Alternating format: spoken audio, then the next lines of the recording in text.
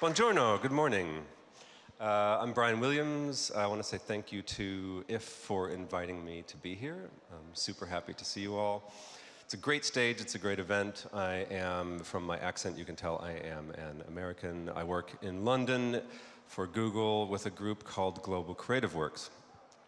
And if you're not familiar with what Global Creative Works does, we look mostly at ad effectiveness.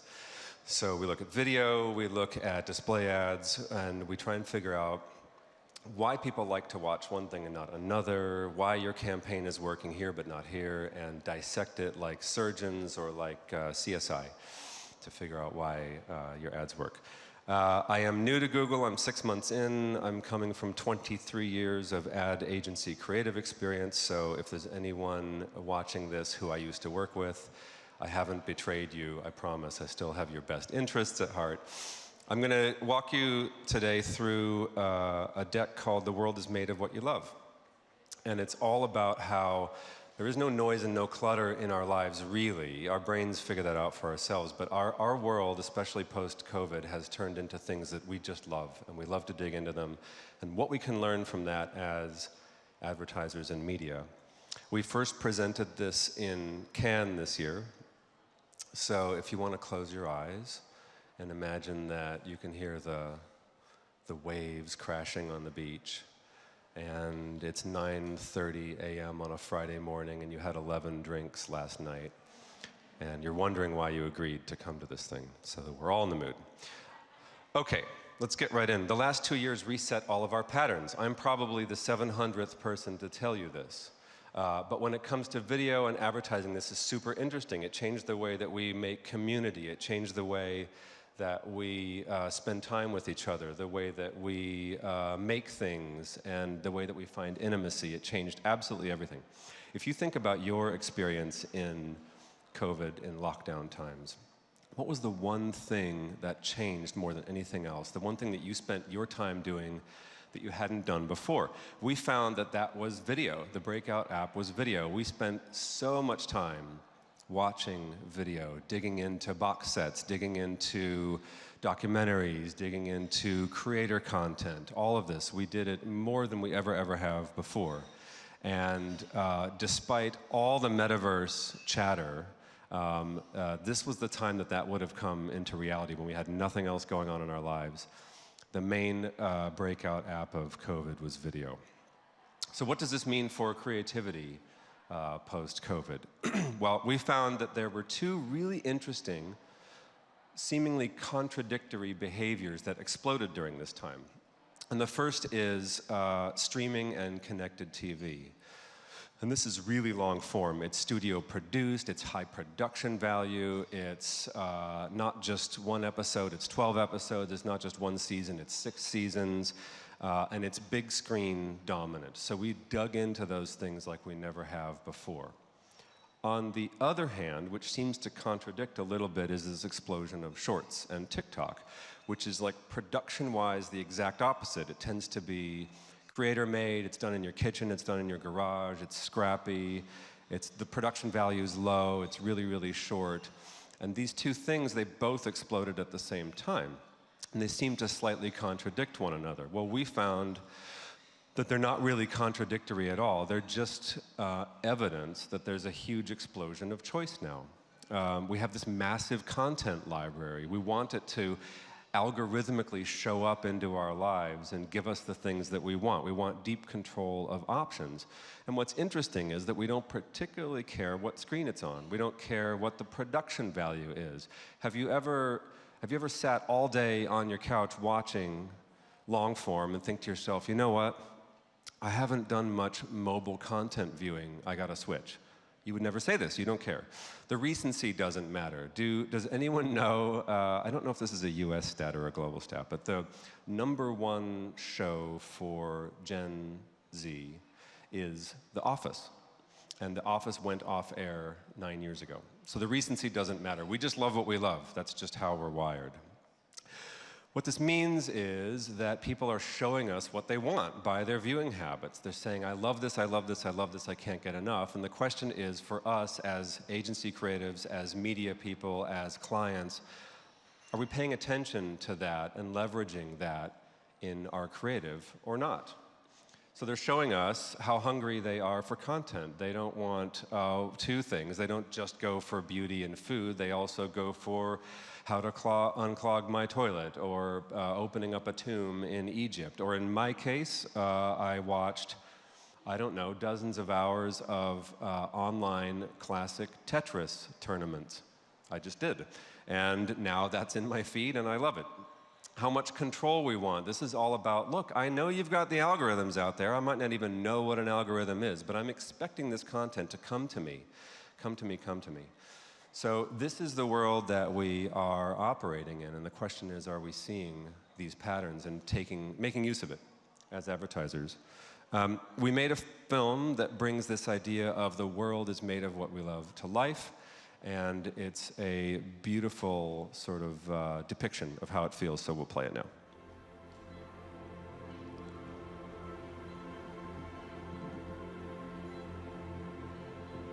Funny thing about love.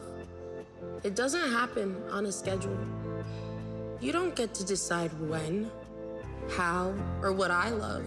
I choose. Look around you. It's not just me. It's everyone. And there are so many things to love. Let's go check it out. We love long. We love short. Sometimes we love up close and personal. Sometimes we love as big as the whole world. I love that my love means that they can do more, share more. I love that it makes the world cooler, more beautiful, more fun. This world, it's a world made out of what I love. Can you see it? Can you feel it? It's not coming. It's here.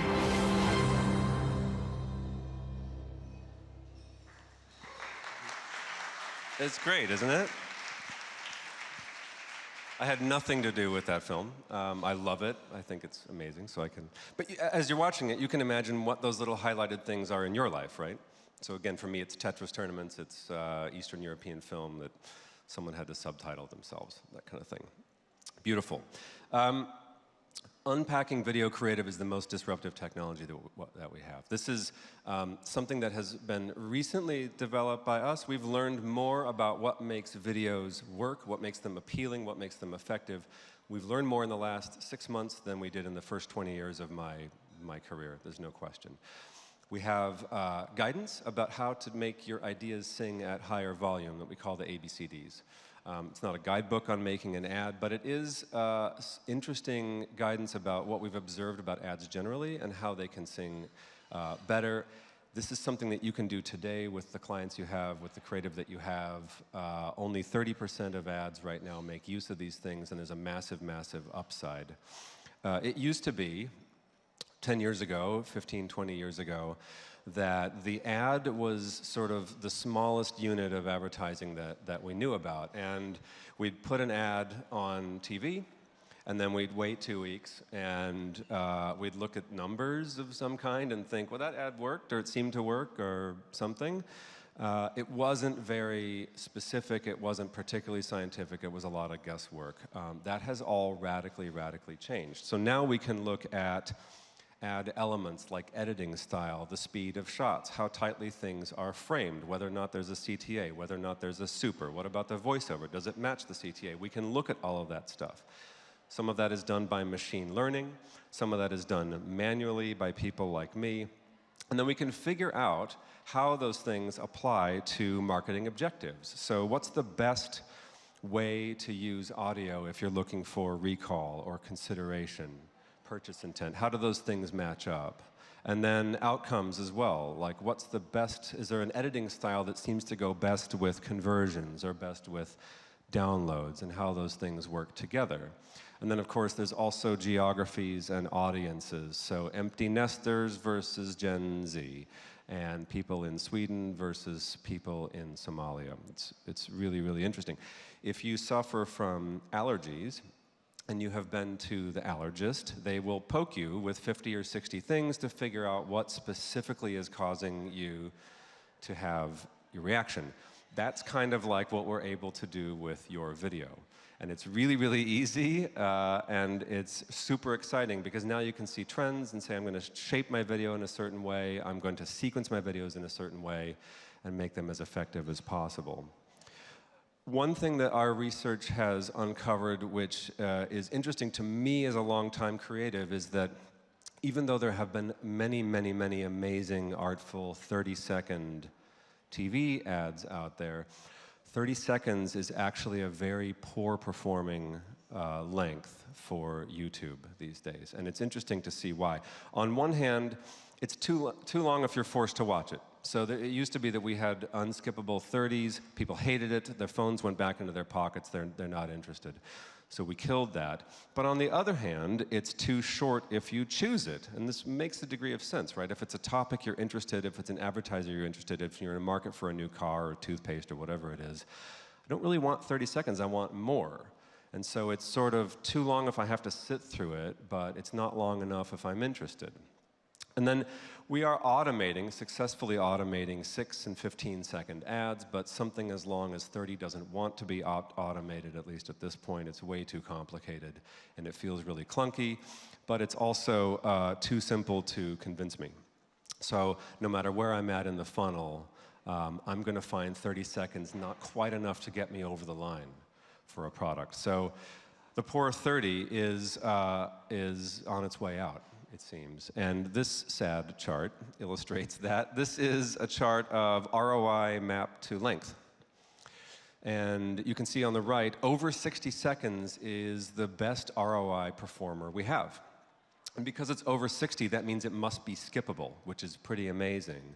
After that, you've got 6 seconds, 15, and then the poor 30, which is not performing very well at all. So 30 seconds of silence for the 30-second ad. Okay, how did we get here and where are we going? This is a little bit of a history lesson for us to understand why it is that this new world is shaped the way it is, why you might be having difficulty or confusion these days, and where is it all heading. So this is a little chart. It's time from left to right. And this is what we're calling the first era. This is like 5 years ago and before that. We had sort of 2 levels of digital advertising. The top level is things that are derived from TV. So the ad agency makes a TV commercial, and then there's a bunch of ads that spill out of that. They're either shorter, or there's display ads that use little cut downs, and everything's kind of based on TV. Digital video came out of that. And then below that, you've got performance, which is search. And search of all of our products is by far the most advanced in terms of it learning who you are, what you want, and giving you exactly what you want. And then people started to wake up and say, hang on a second, if this is going to go on YouTube or this is going to be a digital display ad, maybe we shouldn't just cut it down from television. Maybe we should think about it on its own. And this gave rise to lots of new thinking, but it didn't supplant anything. So the old thinking continues, and we've got digitally originated display ads and short videos and so forth. And then there's a ton of sizes too, and a ton of lengths and versions, and then regional sort of things. And it gets super, super complicated, and we are right now in the middle of that. And you have, no matter where you work, you've probably felt this a little bit. All these formats, the videos, the lengths, the versions, the display, the search, and all that, it's too much for a single person to hold in their minds. And I saw this recently when at my last ad agency. It's divided up. Sometimes it's divided up amongst different agencies, and they come together and have meetings that are very pleasant, but ultimately kind of confusing for everyone. And it's horribly complicated. So the question is it going to get more complicated from here, or is it going to get simpler? And we think there is some relief on the horizon. And this complicated and busy slide is actually some good news. And what we're going to see, we think, is a separation of all these media like milk and cream. So across the top, we have big things like long form, and these will be made by brilliant creatives, and they'll be crafted perfectly, and they will put all of their brain power into these things and make them exactly so. And those are the big stories that tell express the idea of your brand writ large. Beneath that, we're going to have an ocean of automation. And as a former creative, this is scary to me and sounds not cool, but it's going to make our lives so much simpler and it's going to make the ads so much more effective. You can put assets into responsive display ads. You can let the machine take care of the effectiveness and not worry about that. All those things are invitations up into the long form, which tells the story of the ad. So we think this is the relief that's coming. That automation doesn't take the place of creativity. It simply augments that world. So AI and machine learning are not coming for your creative jobs, but they are there to help in ways that your clients are going to feel really happy about. So that means that you will wind up being half artisan, half F1 driver, and understanding that automation and leaning into it is going to make all of us a lot more valuable along the road. How do we build for a creatively driven future? This gets into what we do as Global Creative Works in consulting with clients and helping them make their ads better, sharper, more effective. And there's sort of 3 levels of what we do. And the first and the easiest is all about the surface. You can see a 10 to 20% brand lift with these adjustments. You can do them after your ad is already run, and we're just adjusting for device, framing, contrast, supers, logo, that kind of a thing. And here's an example. These are stills from a Sour Patch Kids ad. It's a funny ad. It's well shot. I liked it.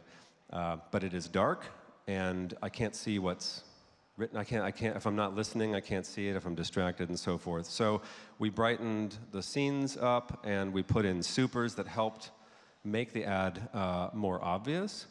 And we ran an experiment where they ran against each other, and we found that the edited ad had much higher recall and purchase intent, which is great. The next is the structure, and so we are thinking about building for attention with narrative structure, audience signals. This is not something you can really do after the fact. This needs to be briefed in, and you need to make your work so that it corresponds. Here's an example. In the upper right, we have a control ad for Samsung. It's a brilliant ad. It's very funny. It's really nicely made. However, they weren't seeing any lift from it, so we broke it out into a sequence of bumpers that ran one after the other, and we found that the awareness lift was double, and the cost for the media was 50% lower, which is pretty amazing. And then finally, the substance of the ad. What kind of ad are you running? When are you running it? And for who are you running it? And so this is something that definitely has to be briefed in at the beginning. We're designing for objective in this case. So the example here is, this is a story-driven ad, also a good ad. It's dark. It takes a long time to unfold. It's not really great for a mobile audience.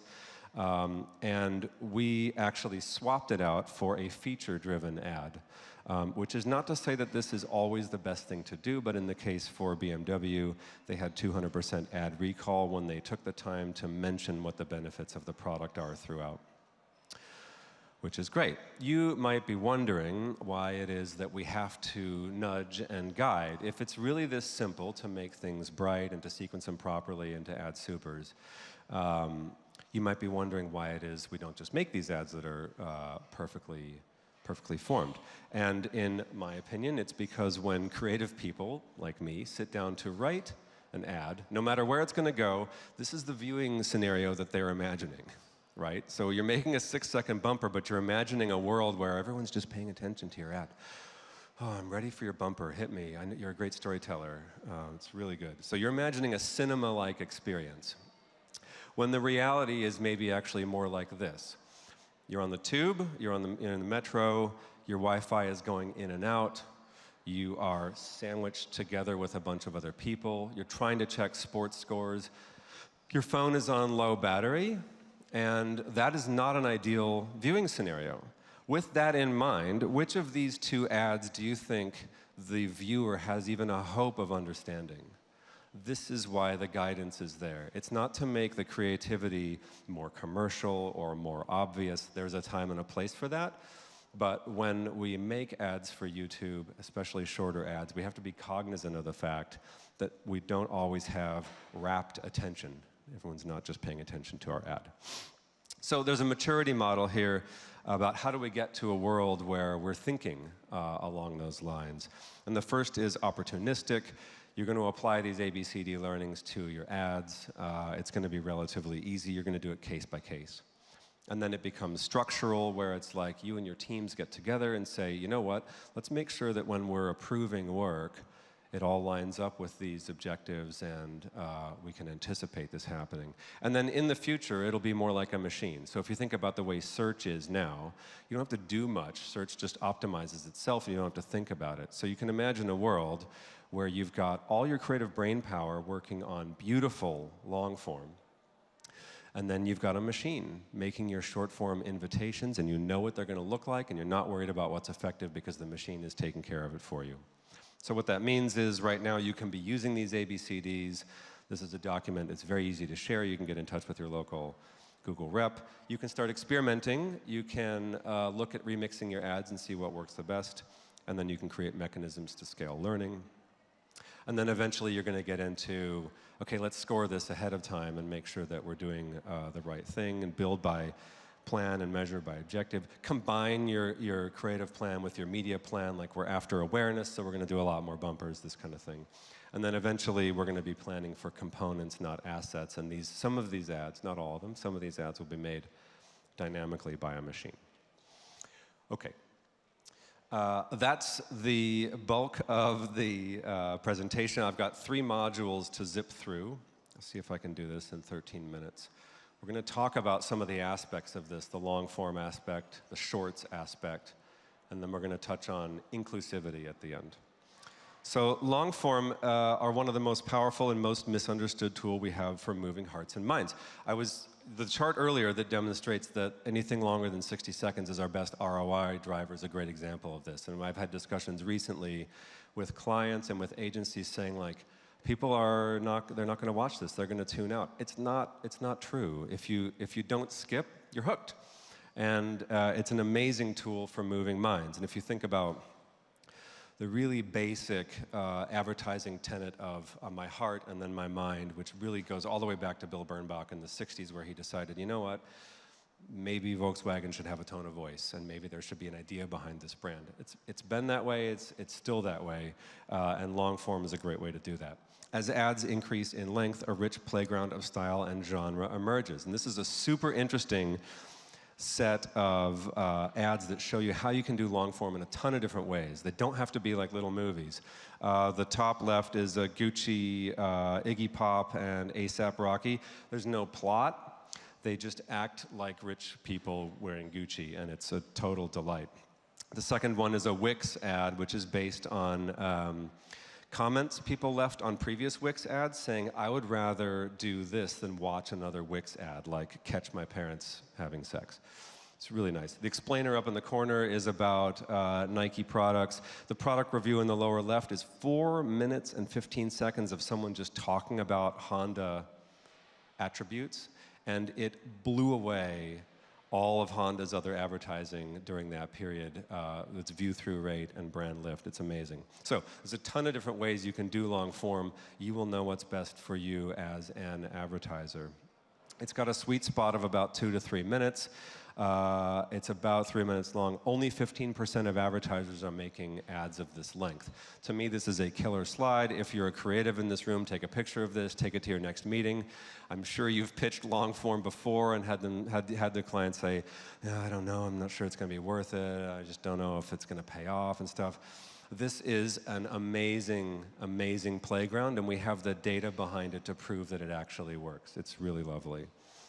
As we look specifically at long form, we're seeing an unseen world of viewing habit, architecture of attention emerging.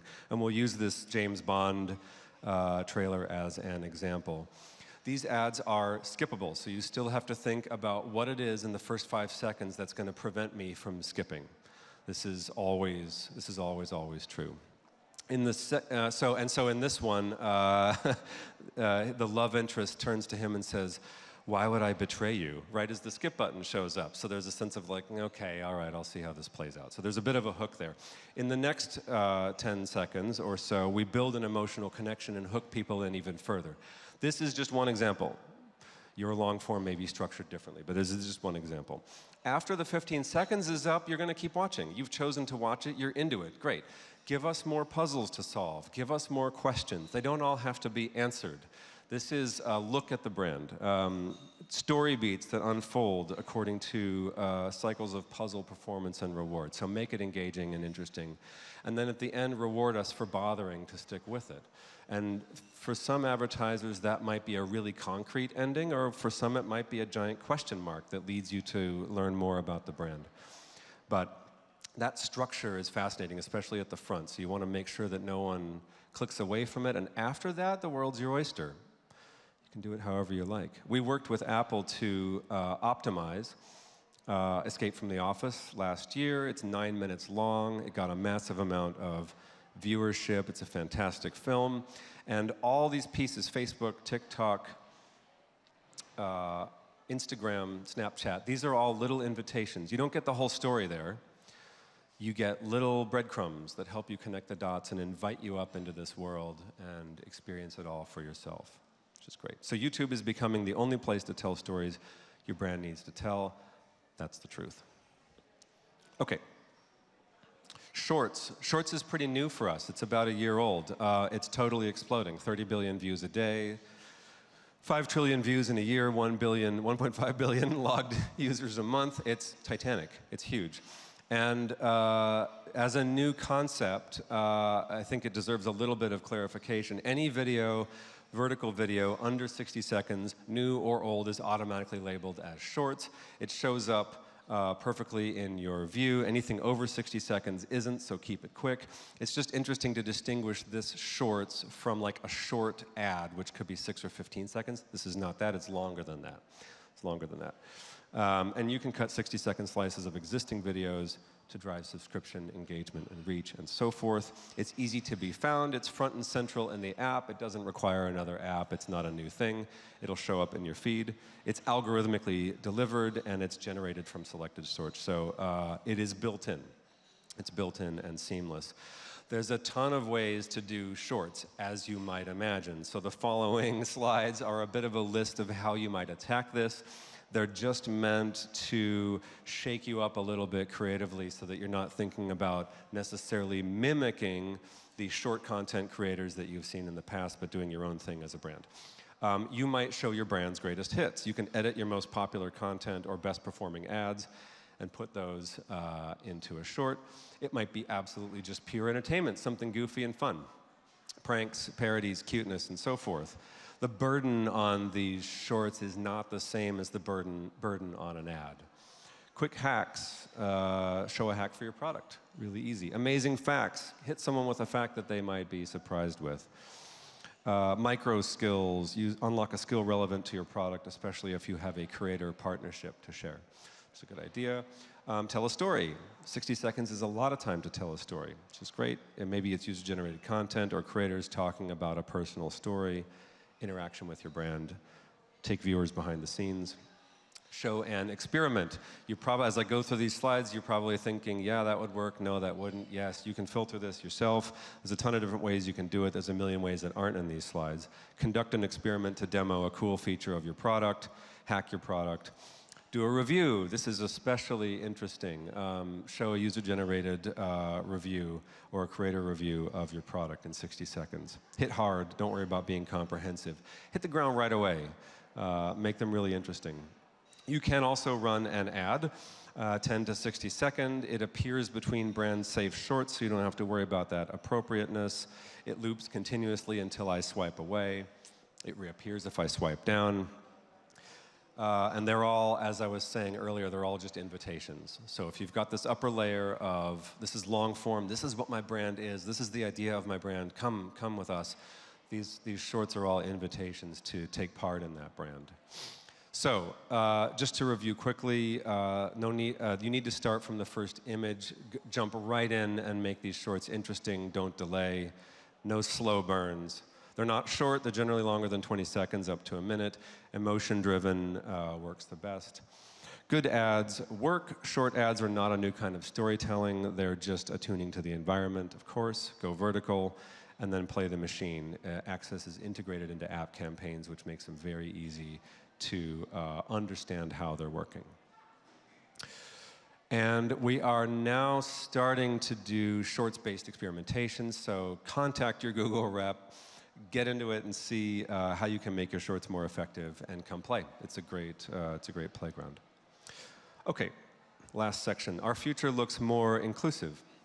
And I mean, I suppose inclusivity is a topic that's been hot for a couple of decades. We're starting to learn a lot more about what inclusivity actually means and getting beyond skin color. Obviously still including it, but getting beyond skin color. It's gone from a moral imperative, in other words, we really feel like we should be inclusive, to a business imperative, because now we have the data to show that inclusive ads are better. Across industries, metrics, and over time, businesses that are more inclusive are more profitable. Inclusive ads get up to 56% more watch time, which is an astonishing stat. Ads that are not inclusive are underperforming, up to 25% below average. It's a fascinating world, and it's really interesting to tease apart what kind of inclusivity is making these metrics work. We have come a long way as an industry in terms of inclusiveness, but we have a long way to go. We still think of inclusivity primarily when it comes to casting people and their skin color, what they look like, but not so much how they behave, how they think, and how they feel.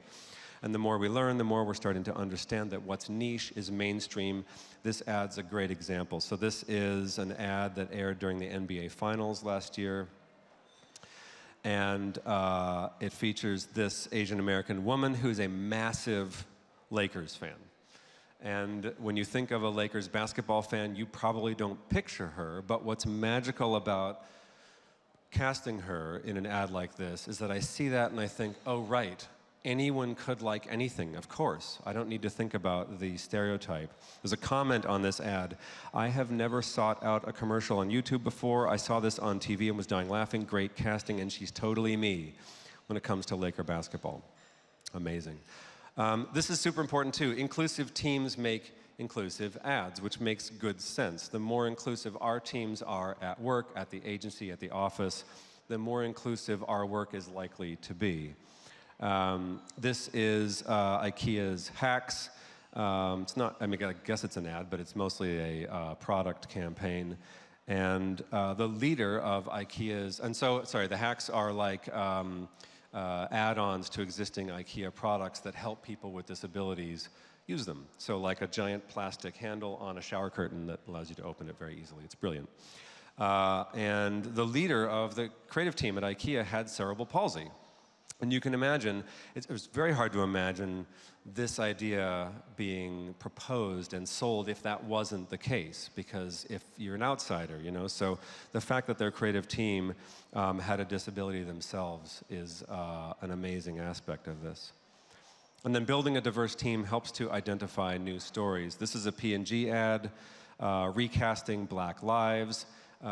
Over the years, you've probably seen your share of TV shows and films where young black men get into trouble and they commit crimes and so forth. So this ad brilliantly takes those TV tropes and the way that that's typically shot for film.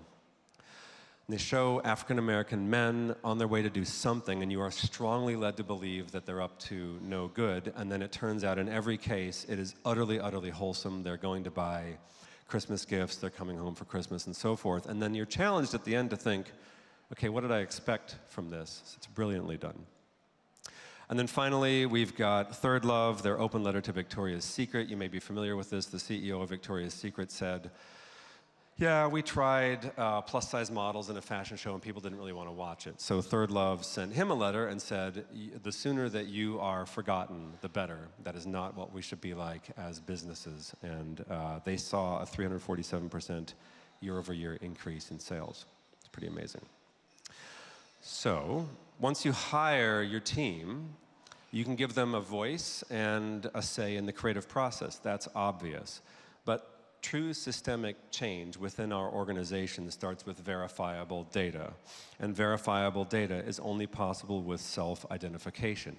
And that is a long, fussy sentence that basically says, you've got to let the people that you work with tell you who they are so that you can identify and discover how diverse we are and then give them a voice. So the question is, are you putting the right incentives in place for your teams?